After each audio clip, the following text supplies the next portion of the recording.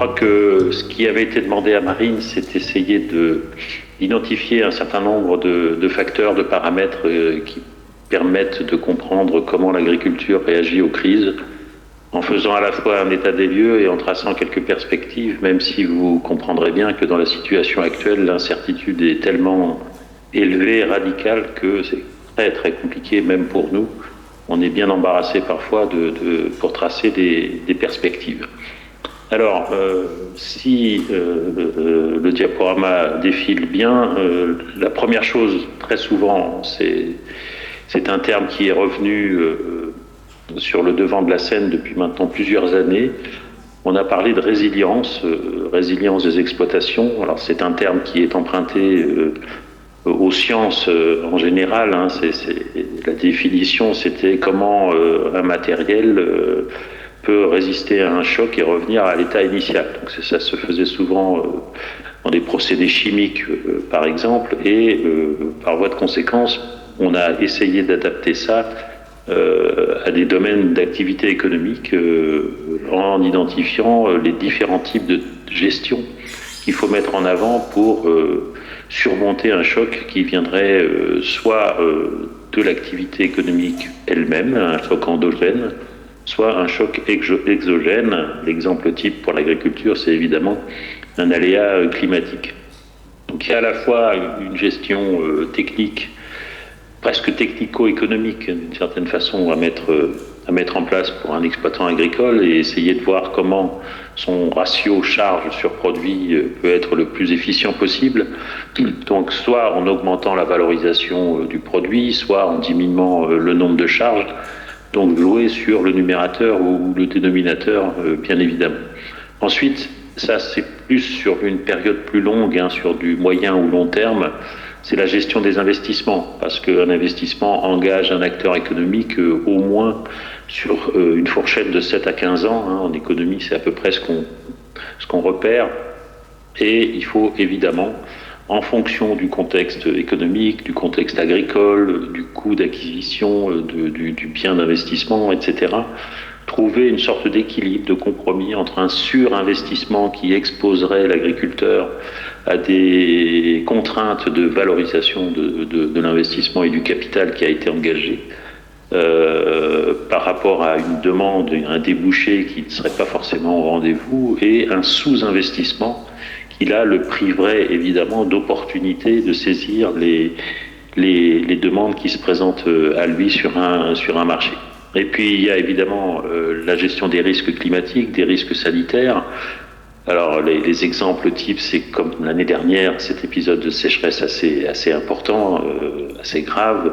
Et puis la gestion d'un risque sanitaire. Les éleveurs de volailles en savent quelque chose depuis maintenant pas mal de temps, presque 2 ans. Alors ça signifie qu'à l'arrivée, il faut évidemment trouver les conditions pour valoriser sa production et faire en sorte qu'elle soit absorbée par le marché à un prix relativement honorable pour couvrir les coûts de production. Alors le problème de cette définition de la résilience et de l'identification des risques qu'on peut avoir devant nous, c'est que, et c'est ce qu'on critique souvent hein, de la part de nos collègues scientifiques, c'est que en économie, alors encore plus dans le social, mais ça vaut d'une certaine manière de façon plus générale sur le médical, on ne revient jamais à un état initial. Et on va le voir aujourd'hui hein, avec les 2 chocs qu'ont constitué la pandémie et que continue à constituer l'état de guerre en Ukraine. Il est probable qu'on ne reviendra jamais à l'état initial d'avant pandémie et d'avant guerre. Alors ensuite, l'agriculture n'échappe pas un petit peu au sort qui est maintenant réservé à toute la société. Nous sommes dans une société de risque, dans une société complexe, et qu'il y a devant nous une multiplicité de risques qui nécessitent évidemment de les prendre suffisamment au sérieux pour pouvoir apporter des réponses. Alors vous en avez une multitude, ce qui me fait dire qu'aucune société ne peut vivre sans risque. Ça serait à la fois utopique et en même temps un peu trop... ça nous endormirait sur nos activités quotidiennes. Donc, je ne vais pas commenter tous les risques qui sont là, on pourrait même en ajouter.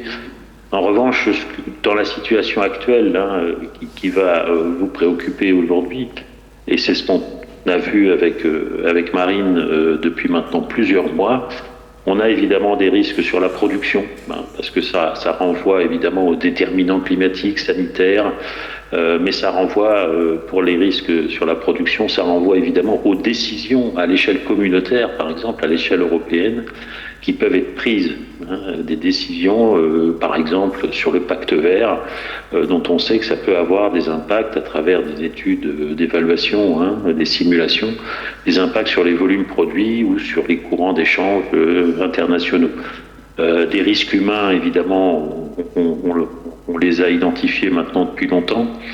C'est à la fois des problèmes de pénibilité du travail, des problèmes d'organisation de l'exploitation, mais on le sait, dans le contexte actuel, les difficultés qu'on a à transmettre ou à installer des jeunes agriculteurs, étant donné qu'il y a des conditions pour rentrer dans la profession, etc. Donc ça signifie, quand on a fait un panorama des risques possibles, il faut non seulement les identifier, mais aussi peut-être les hiérarchiser pour savoir à peu près quels sont les ordres de priorité. Mais je tiens quand même à rappeler qu'on peut identifier tous les risques. Je crois qu'il est aussi nécessaire de les associer parallèlement aux atouts qu'un acteur économique comme un agriculteur peut détenir pour préserver et pérenniser son activité de production, son activité commerciale et, par voie de conséquence, toute son exploitation agricole. Parce que dans la situation complexe que nous vivons, il y a aussi un certain nombre d'atouts. Et on pourrait, par exemple, pour faire vite, rappeler qu'il y a quand même une demande mondiale de produits agricoles et alimentaires qui reste dynamique et qui nécessite d'y répondre à travers des productions que nous pouvons produire. On l'a bien vu cette année avec les résultats du commerce extérieur agroalimentaire qui s'est fortement redressé, et notamment dans le secteur céréalier. Alors, ce préambule étant fait, on a deux chocs d'une ampleur inédite, et je crois que par rapport à ce que je disais sur les chocs, pour revenir à un état initial qui est la définition même de la résilience, on peut les distinguer en choc conjoncturel. À la limite, on pourrait revenir à un état initial une fois que ce choc est passé, mais en choc structurel, c'est beaucoup plus compliqué. Et je crois que pour les deux figures qui sont là, qui étaient destinées à avoir un petit peu un trait d'humour, même si la situation n'est pas très drôle, mais bon, je crois que ce sont deux chocs d'ampleur structurelle qui amènent à dire qu'on ne reviendra pas à l'état initial. Alors d'abord parce que dans un contexte économique qui est le nôtre, il est particulièrement instable, particulièrement perturbant, fluctuant. On a eu un effondrement de la croissance économique. C'est une croissance économique qui conditionne en général les flux commerciaux, par exemple. Lorsque la Chine ralentit, elle importe moins de produits agricoles et alimentaires, donc c'est un débouché qui se contracte. Donc c'est un indicateur qui, malgré ce qu'on entend sur la décroissance, reste pour les économistes évidemment fondamental. Alors on a eu un décrochage au moment de la pandémie. Évidemment, il y a eu des mesures qui ont été prises à peu près partout. L'exemple emblématique, c'est évidemment le plan de relance à l'échelle européenne de 750 milliards d'euros qui était destiné à surmonter cette récession, mais qui était destiné aussi à préparer la transition énergétique, écologique, etc. Mais on voit bien qu'il y a eu un effet avec la reprise de cette croissance à l'échelle mondiale, et puis cette croissance est redescendue. Ce qui veut dire que la guerre, finalement, a ruiné tous les espoirs qu'on avait placés dans les plans de relance, même s'ils sont toujours en vigueur, s'ils sont peut-être même un peu épaissis par les décisions des pouvoirs publics, mais il n'en reste pas moins que pour l'année 2023, par exemple, la zone euro devrait connaître une croissance soit nulle, soit aux alentours de 0,5%. Donc on est bien très loin des prévisions qui avaient été établies au moment de ces plans de relance. La deuxième chose, et pour les agriculteurs c'est quelque chose d'important, c'est évidemment la problématique énergétique. On a passé pas mal d'années avec des prix énergétiques qui étaient très fluctuants, qui avaient connu des pics importants, notamment au moment de la crise économique et financière de 2008, où on était à plus de 120 dollars le baril. Et puis c'était redescendu, et avec la pandémie même, on avait connu un baril qui était à moins de 20 dollars. Donc évidemment, ça avait occasionné un allègement des charges pour les agriculteurs et pour toutes les entreprises en général. C'est exactement la même chose pour le gaz. Vous voyez que le prix du gaz a été pendant de longues années relativement faible parce qu'il y avait des approvisionnements qui étaient fortement facilités par des accords qu'on avait avec la Russie, par exemple. Je rappelle que la Russie, c'est le 3e exportateur mondial de pétrole et le 1er exportateur mondial de gaz naturel. Donc c'est un point extrêmement important. Et puis l'électricité, on voit bien aussi là qu'il y a eu des fluctuations, mais on était sur une tendance relativement stable, avec le pic qu'on a connu à partir de la fin de l'année 2021 et surtout à partir de 2022. Donc ça, il faut maintenant que les acteurs économiques, les agriculteurs intègrent le fait qu'il y aura à la fois de la volatilité très forte sur le prix des produits énergétiques, et des phénomènes, des phases où il y aura des flambées de prix de l'énergie qui vont renvoyer évidemment au comportement des producteurs et exportateurs de pétrole, et en particulier les deux grands acteurs de l'OPEP que sont l'Arabie Saoudite, et on a rajouté souvent un plus à OPEP, le plus symbolisant le partenariat qu'il y a maintenant avec la Russie.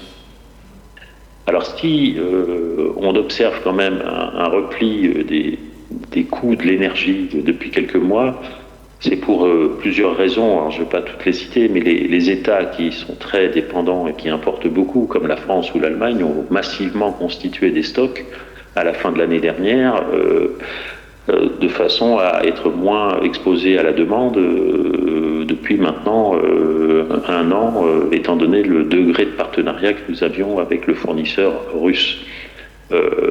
Ensuite, il y a quand même un ralentissement de la croissance économique qui est suffisamment important pour faire en sorte que la machine économique tourne un peu au ralenti aujourd'hui, et on a moins besoin, évidemment, d'énergie. Mais il va falloir surveiller ça de près, parce que le repli qu'on constate depuis quelques mois n'est pas forcément durable. La Russie a annoncé qu'elle restreindrait son offre à partir du 5 mars. Donc si la demande ne baisse pas suffisamment, il est probable que le déséquilibre sur le marché oriente vers une hausse nouvelle du prix du pétrole. Alors ensuite, je voudrais insister sur le problème des engrais qui, étant donné qu'ils sont fabriqués souvent à partir du gaz, ont connu eux aussi à partir du deuxième semestre de l'année 2021 une progression assez significative. Il faut bien avoir à l'esprit que ce n'est pas que la guerre qui a aggravé le problème, c'est la guerre qui a aggravé le problème plutôt, mais la hausse des prix a précédé le déclenchement du conflit. La guerre n'a fait qu'amplifier, exacerber ce phénomène. Ça, c'est un premier point. Donc on a un alourdissement des charges des exploitants agricoles, mais tant que les prix, évidemment, étant donné qu'eux-mêmes ont flambé, notamment sur les céréales et les oléagineux, donc je disais, tant que les prix qui ont quand même beaucoup flambé à la faveur de la reprise économique de 2021, et surtout avec la guerre, puisque la Russie est un acteur prépondérant du marché mondial des céréales et des oléagineux, notamment le tournesol, avec l'Ukraine aussi. Bon, tant que ces prix étaient au-dessus, il n'y avait pas trop de soucis. Et d'ailleurs, la conséquence, c'est que sur l'année 2022, le revenu des agriculteurs a quand même fortement augmenté. Là, on est dans une situation où les prix des céréales et du blé en particulier se sont retournés, parce que finalement l'année 2022 s'est terminée par un volume d'offres à l'échelle mondiale relativement important. Les sécheresses d'un côté ont finalement été compensées par une sorte d'abondance de l'offre dans d'autres bassins de production. Donc on a eu un phénomène de retournement, plus les deux accords du mois de juillet et du mois d'octobre entre la Russie et l'Ukraine pour faire circuler un certain nombre de bateaux remplis de grains ont joué aussi dans la détente du marché. Alors, est-ce que ce phénomène va être durable? C'est possible, mais en même temps, il faut avoir à l'esprit un certain nombre de paramètres qui vont probablement retourner à nouveau le marché. Parce que si le prix continue à baisser, je rappelle qu'il y a encore une dizaine de jours, on était descendu à 280 € la tonne, alors qu'on avait connu un pic à plus de 400 au mois de mai l'année dernière. On a rejoint à peu près un prix à un niveau d'avant-guerre, presque. Sauf que depuis maintenant quelques jours, étant donné la nervosité des marchés, parce que l'accord dont je viens de parler doit être reconduit au mois de mars, donc il y a des incertitudes là-dessus. On a des perspectives dans certains bassins de production internationaux qui ne sont pas forcément très bonnes, et puis une demande qui est toujours assez dynamique. Donc on est remonté là à peu près au voisinage de 300 €.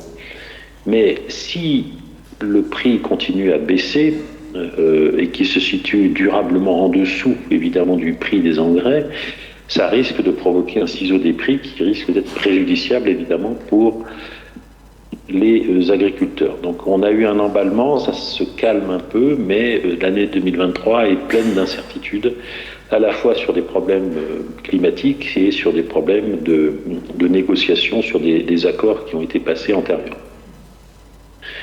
Alors il faut rappeler un point important, parce qu'il n'y a pas que la guerre qui rend nerveux les marchés, il y a aussi le comportement de la Chine. La Chine, depuis la pandémie, n'a cessé d'augmenter ses importations, en particulier de maïs, de sorgho, d'orge et un peu moins de blé, mais un petit peu quand même. Ce qui fait que quand on regarde l'état des stocks aujourd'hui, qui sont relativement encore élevés, la Chine en détient une part extrêmement importante. C'est 60% du stock mondial de maïs qui est détenu par la Chine et aux alentours de 45% pour le blé.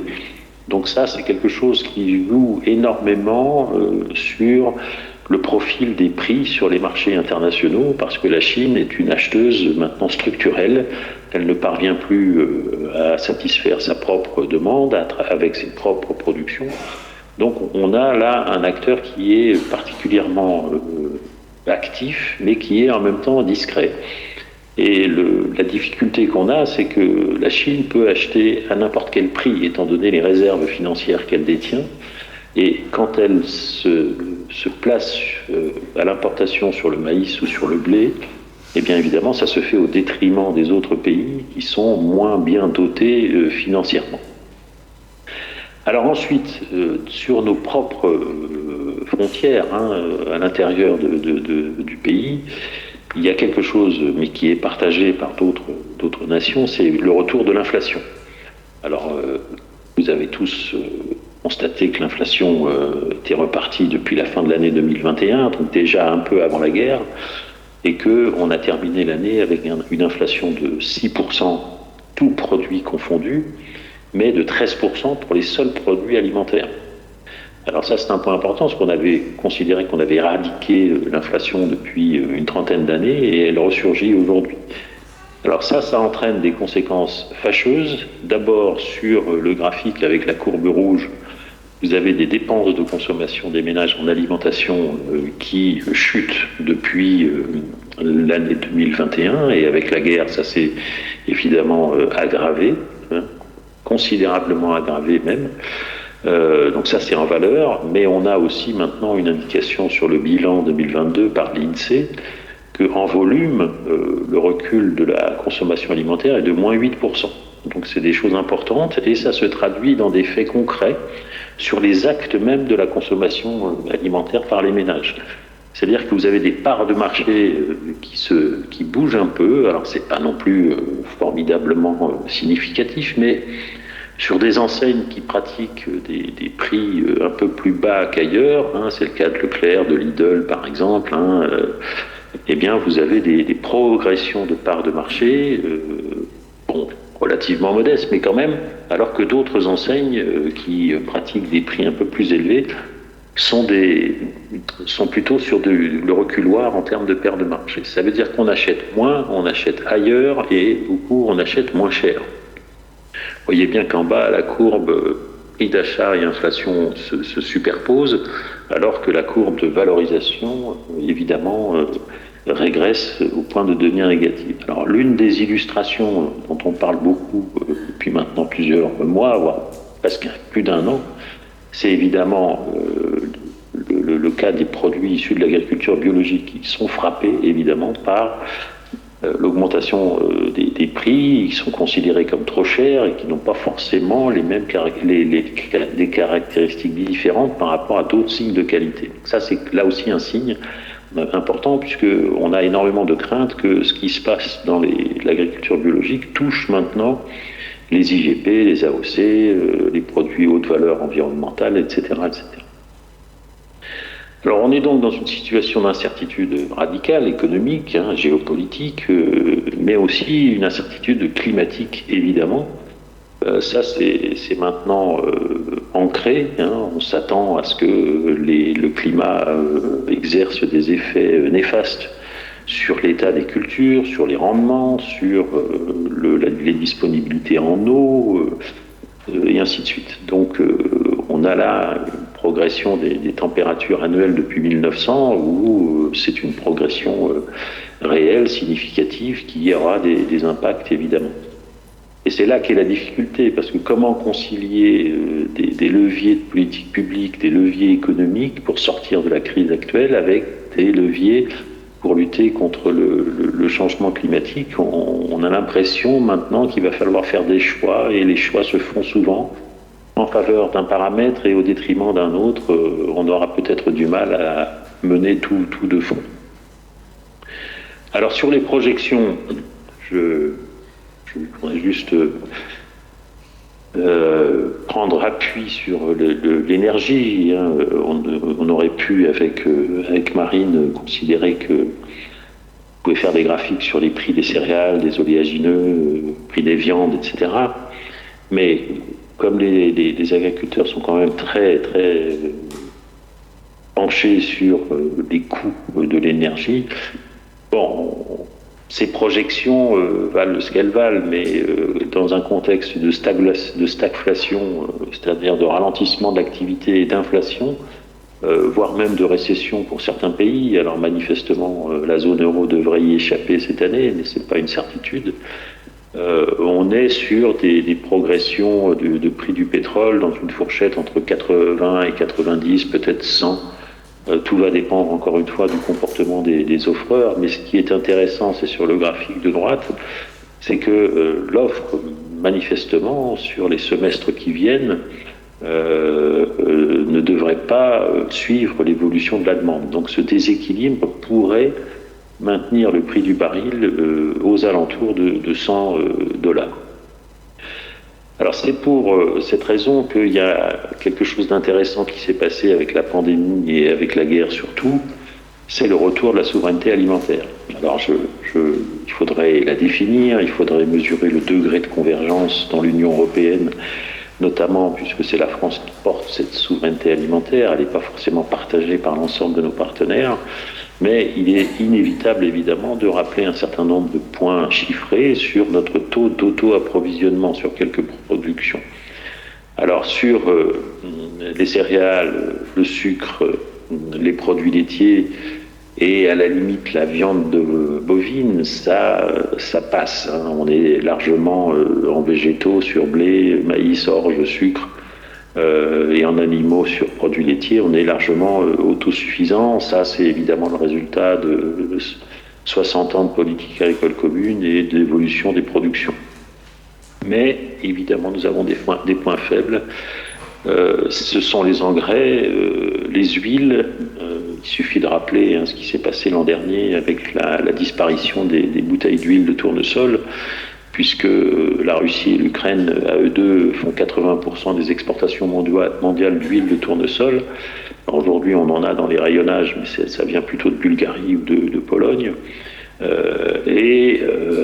Ça, c'est historique, c'est les tourteaux de soja, c'est-à-dire notre dépendance à la protéine végétale qui renvoie à tous les accords qui ont été passés, notamment au début des années 60 avec les États-Unis, et puis des choix qui ont été faits. Donc c'est plutôt là maintenant une perspective, malgré la succession des plans protéines, c'est une perspective de longue durée qui est engagée pour essayer de desserrer notre contrainte d'approvisionnement en tourteaux de soja. Donc vous voyez que vous avez un foyer de paramètres qui pèsent lourd, et qui obscurcissent parfois les prises de décision. On le sent bien quand on parle avec les agriculteurs. Est-ce qu'il faut vendre à ce moment-là? Quel assolement je vais faire? Etc., etc. Voilà, je crois que Marine avait terminé là-dessus. Je vous remercie et encore une fois, vous savez, toutes les excuses de Marine pour sa défaillance due à un problème de santé. Merci. Bien. Donc je vous propose qu'on poursuive le déroulé de notre journée en remerciant Thierry et notamment d'avoir enrichi notre vocabulaire avec le terme de stagflation.